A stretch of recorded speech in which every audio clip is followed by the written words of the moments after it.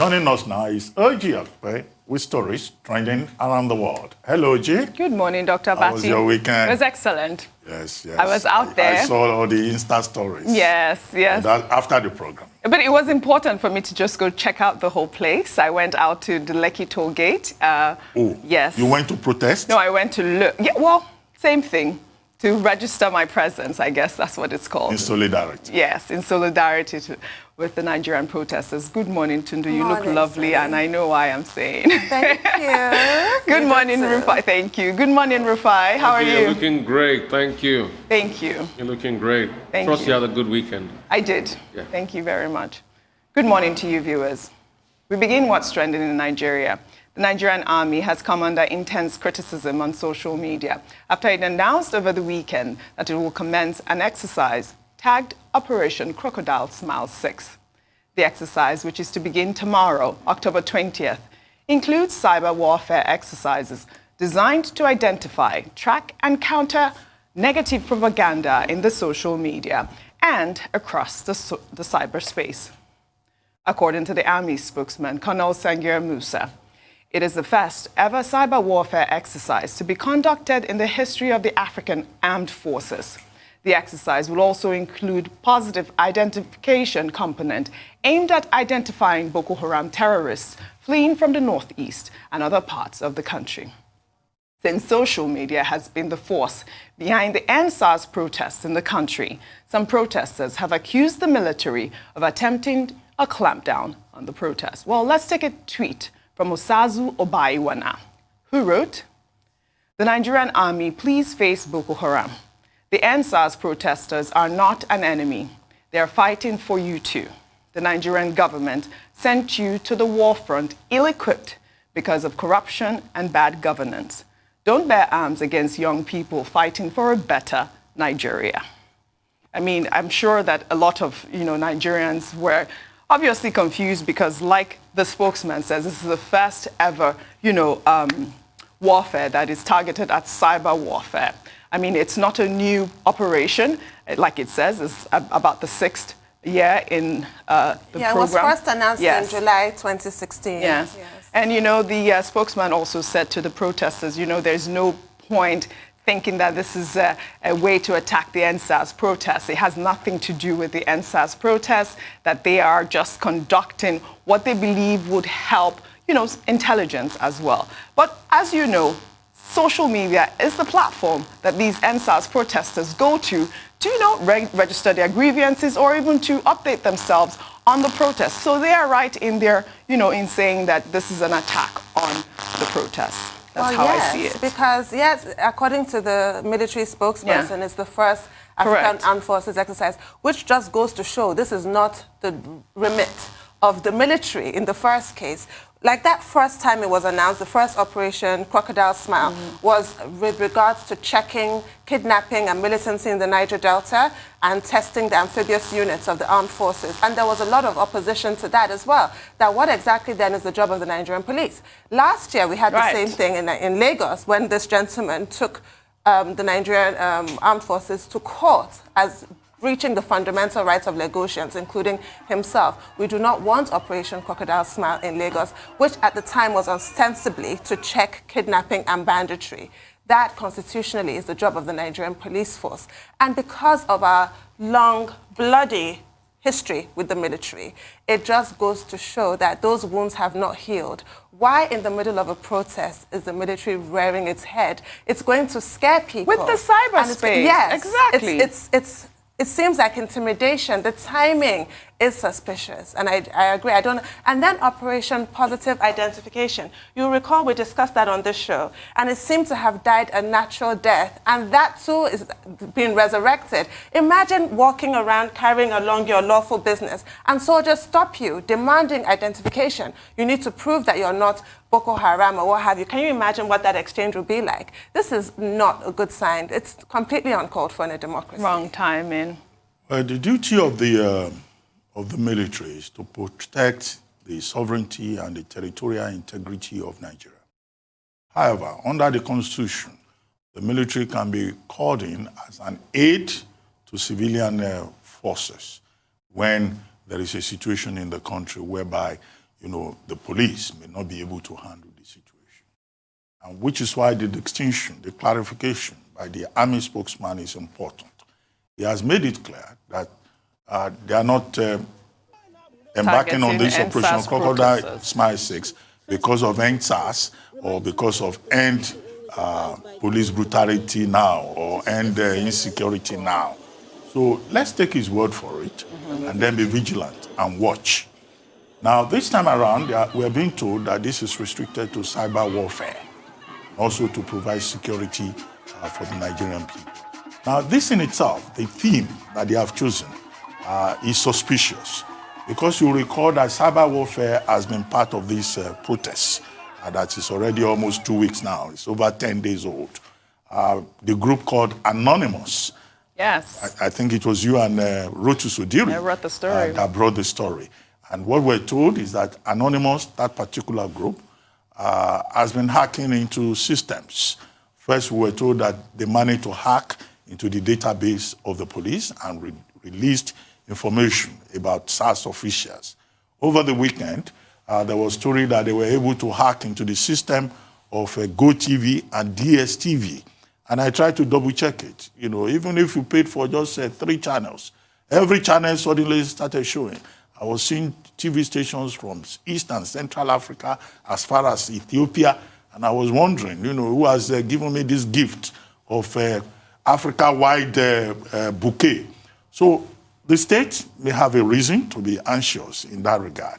However, even if that cyber warfare is going to engage the military and that's part of their focus, you don't do cyber warfare on the streets of Nigeria. So if we see them on the streets of Nigeria, then it will be legitimate for the average Nigerian to ask questions and say, well, at what point did the mandate of Operation Crocodile Smile VI change? If you are doing cyber warfare, you are not going to do cyber warfare at Lekki toll gates.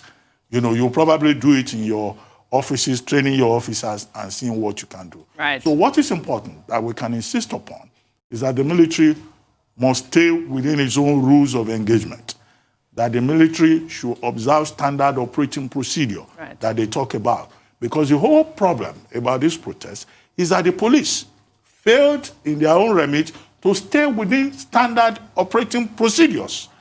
They became an army of occupation, extortion, assault, harassment against the people of Nigeria. And Nigerians would not like to see that, even as the military leadership insists that they have a responsibility to protect Nigeria. However, the flip side of it is that in the past, we have had issues with the operation, either Operation Crocodile Smile or Operation Python Dance in the southeastern part, with youths in those communities, south, and southeast, insisting that the military were overreaching themselves, that they were going beyond what they call an annual operation to begin to intimidate the people. It would be unfortunate to see the Nigerian military beginning to intimidate the people. But all of this points to one fact, which is as follows, that we're dealing with a very delicate situation in Nigeria at this moment. Absolutely. We're sitting on a keg of gunpowder, and we would like to see the Nigerian authorities, the leadership at both the federal and the state levels, become more proactive in responding to the young people who say, oh, they are no longer asking for 5 demands now. They have extended the demands to 7. Some say 9. And now we have a situation where even nobody is safe. The governor of Osun State, Adegboyega Oyetola, yes, he said yesterday. he was attacked over the weekend. And he's insisting that he was attacked by people who wanted to assassinate him. He said political thugs, So all of this could catalyze a problematic situation across Nigeria. And that cannot be in anybody's interest. It is important that the protests remain peaceful. Absolutely. Rufai, your take on the story. I'll just go straight to it quickly. So Dr. Abati, concerning that DSTV story, I think DSTV came out to say they were having an upgrade. So maybe it wasn't really an attack on their platform. I think they were saying they were having an upgrade. So as regards, for me, this Operation Crocodile Smile, when I look at it, I think it's not. It's ill-timed, not at this time. Right. Because we've had many breakbacks between young people and the military in this country. And let's be realistic. This operation, the way I know it normally goes, when you look at the antecedents of things like Operation Python Dance and other Crocodile Smiles in the past, it's a show of force. It's a show that, okay, we're here, we'll not tolerate this, we'll not tolerate that, and it's a parade around town. And we know how that has snowballed, into fracas here and there and things like that. So if we can, I know the military says, yeah, we normally do this at this time of the year, but if we can just leave it till things ease out on the protest and the military does it, yeah, it's great because they still have a long time to even start it up. I mean, I think the last one was done till like the 23rd of December from around this time. So they still have a lot of time as we've kicked into the ember months to be able to do this. Normally, this is done around the ember months, for protection of life and security of properties and things like that. But most importantly, I think we should just exercise caution and calm. And if they go ahead with it, young people too on the streets too should be very careful. Don't provoke. I just pray there is no collusion between thugs and military and trying to forestall a breakup of fracas with thugs and it goes out of hand. Because thugs are already on the street. My colleague Rotus couldn't make it to work today because thugs have taken over parts of this protest too. They are blocking roads in some other areas, which is not the protesters. So let's not forget the fact that thugs have infiltrated this protest. And we need to be very careful about that. Let's just all calm down, like that young boy has told all of us. The protest should be peaceful, and the military too should exercise some form of restraint. And I just hope the thugs do not capitalize on all of this process going on. Please. Well said. We'll take another story. The Lagos State Police Command has commenced the orderly room trial of 4 erring police officers who shot at peaceful protesters in Area C Police Command in the Surulere area of the state. The 4 policemen are Inspector Bagul Michael, Inspector Ekwo Udom Etop, Sergeant Namdi Magjura, and Sergeant Akinyemi Benson. The action of the police officers led to the death of 55-year-old Ikechukwu Ilamuzo. While protesters on Friday had held a candlelight procession for deceased victims, as well as scores of others killed by ruthless operatives of the now disbanded Special Anti-Robbery Squad of the Nigerian Police Force. This was such an emotional weekend for every one of us. I'm sure you saw these candlelight procession all over social media this weekend. But we must commend the Lagos State government. They have shown a great example. They have, started the trial immediately of these 4 officers who killed Ikechukwu, who is the young man that, was shot by a stray bullet. And it was really a horrific graphic scene that his images circulated on social media. And that's one of the things that outraged a lot of people. The next day, the protest became really horrible. So I'm very impressed with the Lagos State government. And we must commend Babajide Sanwo-Olu for the action that he has taken. I join you in that commendation. Yes. This goes to show the importance of empathy in leadership. If you or I killed somebody, we wouldn't be merely demoted or dismissed. We would have to be tried for murder. So why should a different rule apply for the police? So this is amazing. And as for that candlelit memorial, it was so beautiful. I was having a conversation with Shaitan over the weekend, and I was telling Shaitan, a lot of our problem in Nigeria, I hate to get all spiritual, is blood cries out. The blood of the innocent is not atoned for. We just move on like nobody died. When lives, whole lives that you cannot create, are taken. I'm so moved by this. I'm going to quote Rufai, one of your favorites. Any man's death diminishes me because I am involved in mankind. Absolutely. And therefore, never send to know for whom the bell tolls. It tolls for thee. Yes. Anyway, I think it's as follows. First, yes, it's good to commend the Lagos State government, and we hope that other states will follow suit. One of the outcomes of the National Economic Council meeting was the directive or the agreement by the presidency and the governors that each state and the FCT will set up a judicial panel of inquiry. In this particular case, you mentioned the case of Ikechukwu. There are many others who were remembered at that candlelight procession at the Lekki toll gate, also in London and elsewhere, who also deserve justice so that their families can have closure. people like Tina Okezie, people like Kolade Johnson, a long list of victims of police brutality, young men who did not deserve to die, people who were just killed extrajudicially. Many of them were even totally innocent, either standing by the roadside or, watching television with friends. And then, some of these stories about how our policemen have been behaving, you just listen to those stories. Hold that thought, and Dr. you just feel that, look, I'll take my next story so you can hear. These are not really officers in uniform. Very good. These are something else in uniform. Hold that so thought. we hope that the judicial panels of inquiry will be set up very quickly. As at Friday, only 6 states have done so. Right. More states should do so that people can have a place where they can lodge their complaints, and then a proper inquiry will take place. But the end of it should be justice. Right. Otherwise, the hurt, the pain will continue, and many families will have no closure. And the rest of us, as I said earlier on, we share in this pain because it is collective. Correct. There's nobody that does not know somebody who has been brutalized, harassed by the police. Yes, I'll share one story. While the NSAS protest has continued peacefully, in most parts of the country, several victims of police brutality have shared their stories, like Dr. Abati has just mentioned. Well, the story of Godwin Sunday has left many Nigerians on social media speechless. Let's take a look.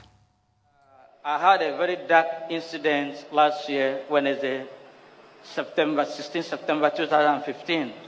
I was coming from church with my family. I was riding a tricycle motor known as Keke Marwa to Ijeku bus stop. On getting to Ijeku bus stop, I saw some group of policemen at the checkpoint. So as soon as I got to Ijeku bus stop, one of them brought out a gun to stop me. I now stopped. I came out with my wife to ask the policeman what happened. One of them now said he doesn't want to hear any story. That's the one that carried gun, that I should give him 2,000 naira. I said, we are coming from church. I'm not a commercial vehicle. We are going home with my family, my wife, my 4 children. We went for a prayer program, and we're coming from there. That is at the hour of 9 and 10. I said, I don't have any money with me. We are going home. I'm going home with my family, my wife. So one of them now asked us to go.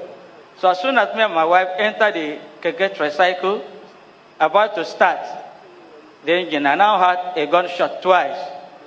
So I thought that I was the only one the bullet made. Bullet now cut my right arm and pieces my lower jaw here. Then I now came down holding my jaw with the blood gushing out. That was when I heard my children shouting, "Mom is dying, Mom is dying." And as soon as I heard that, I now went back to inside the Keke. I saw my wife, my baby, falling down. And when I heard my wife, I discovered that the bullet pierced my wife from the right side of the brain and came out of the left side of the brain. So my wife died instantly. So I have my family, my 4 children. Then me here, I was in Lut where I was doing operation. Then that's the incident that happened. This is the woman, Dr. Joke Edumakin, that handled my case.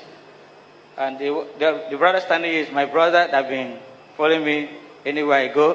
Why are you here today? What is the reason that brought you here? The reason why I'm here today is because of the gunshots of that day and these children watching their mother in the cool blood, dying instantly as a result of that bullet.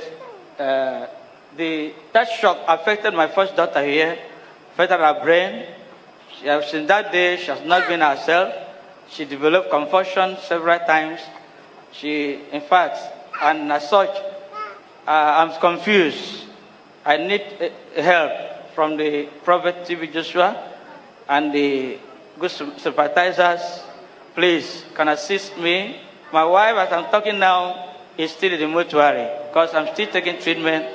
I'm yet to recover from this injury. And I need financial assistance and also the healing for my daughter here.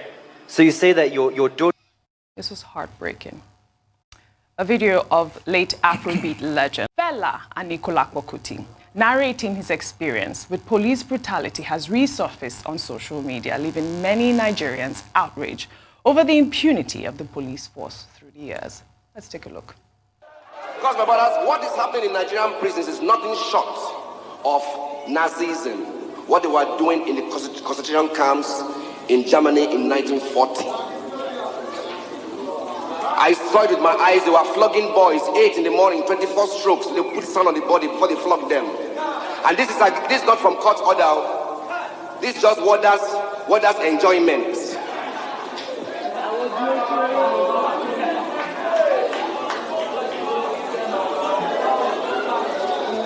When boys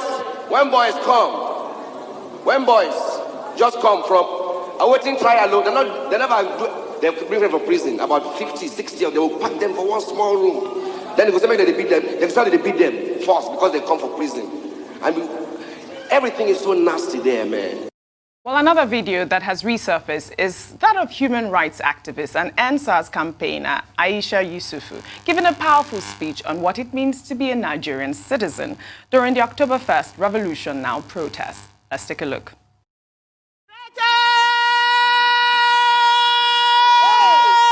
Nigerian people!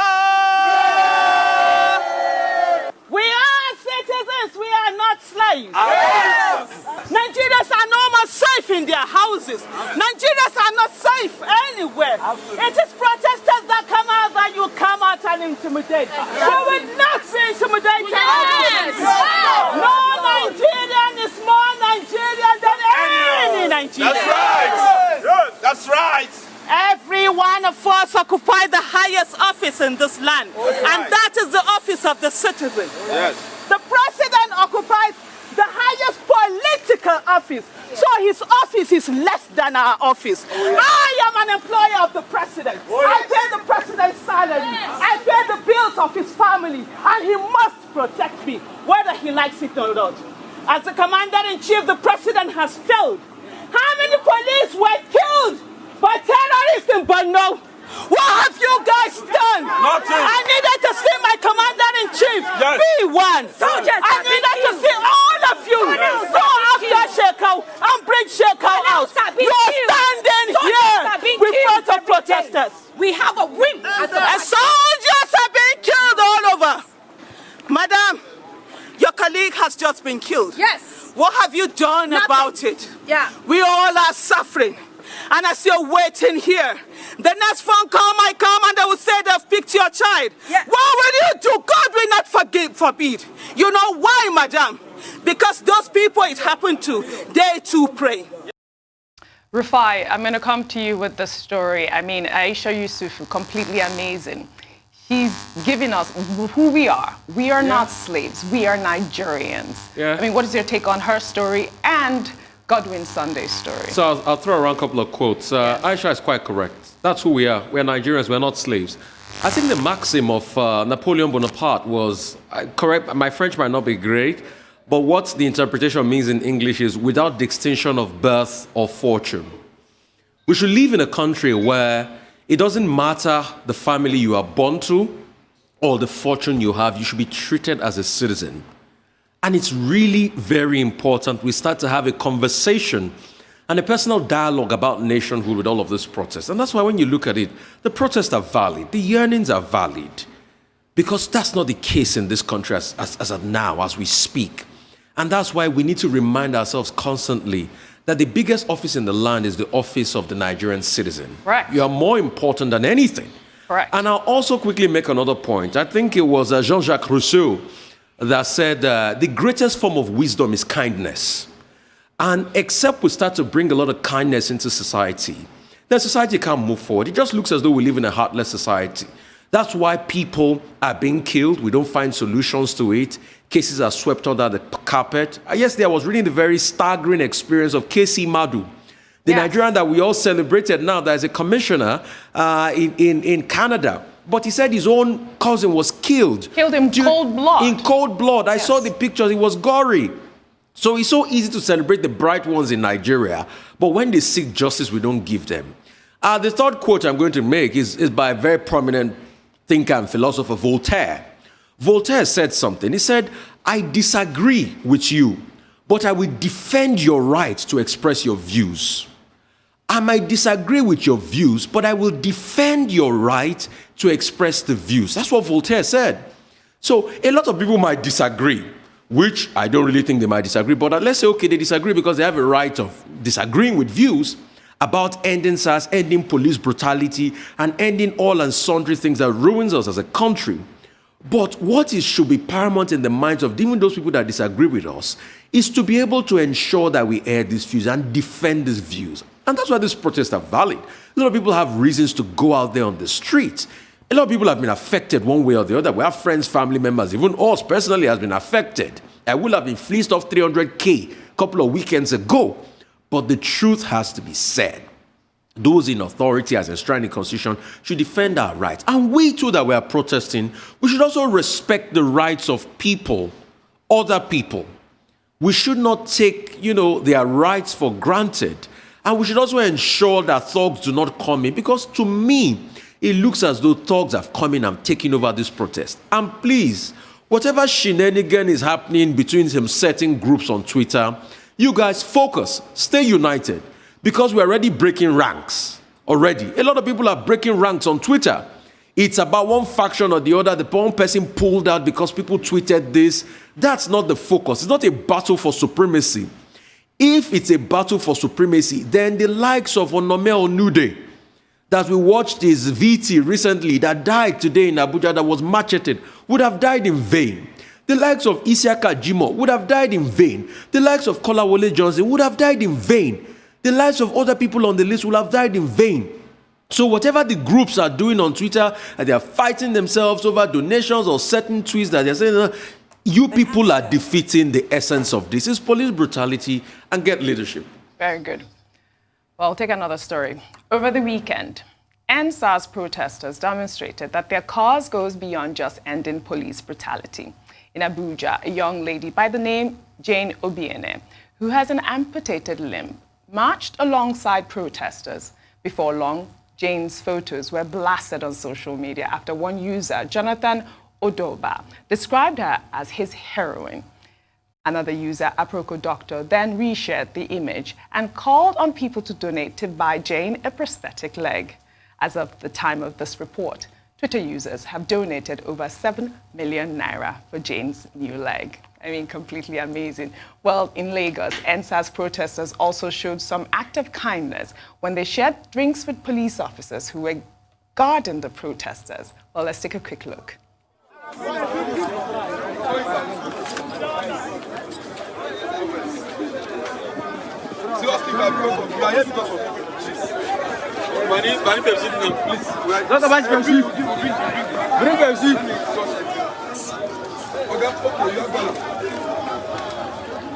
Please, we are here because of you, sir. Okay, thank you very much. Please.